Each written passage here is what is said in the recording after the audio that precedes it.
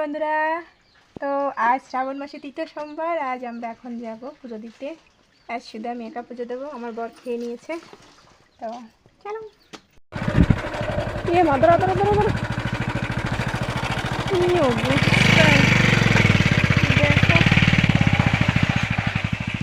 কি জঙ্গলের ভিতর দিয়ে আমার নিয়ে যাচ্ছে পুজো দিতে।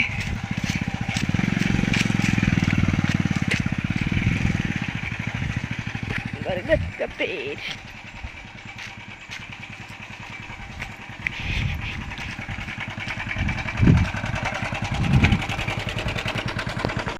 আদিবাসী কেন বলে?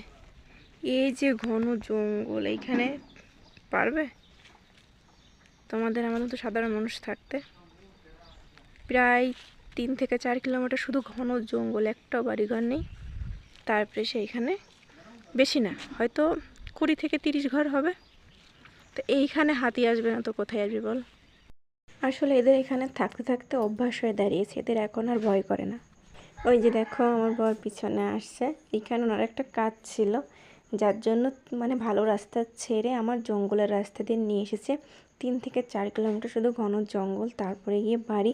আমার তো এত ভয় লাগছে, আর কি পাথুরে রাস্তা।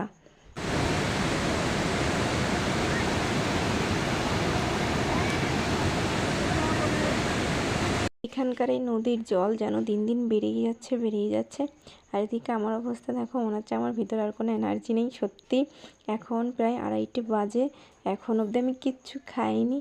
ওনার যদি এই কাজটা না থাকতো তাহলে আমি এতক্ষণ পুজো দিয়ে আমার প্রসাদ নেওয়া হয়ে যেত।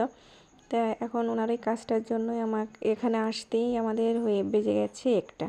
এখানে এসে দেখো কত বড় লাইন পড়েছে। এই লাইন পার হয়ে পুজো দিতে দিতে বেরোতে মনে হচ্ছে 3টে সাড়ে 3টে বেজে যাবে। তবু যাই হোক, ভোলা বাবার নাম করে আছি, পুজোটা আগে দিয়ে নিই, তারপর প্রসাদ গ্রহণ করে নেব।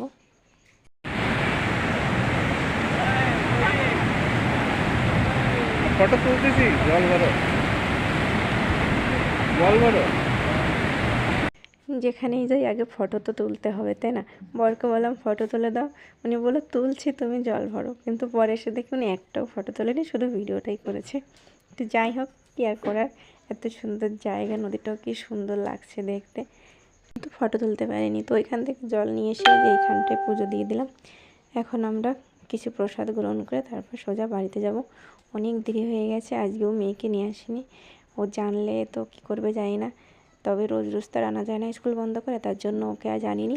তো বন্ধুরা, আজকের ভিডিও এখানেই শেষ করছি। দেখা হবে নতুন আরেকটি ভিডিও নিয়ে। তো সবাই ভালো থাকবেন, সুস্থ থাকবেন। আর আমার ভিডিওতে ভালো লাগে অবশ্যই কমেন্টে হর হর মহাদেব লিখবেন। হর হর মহাদেব।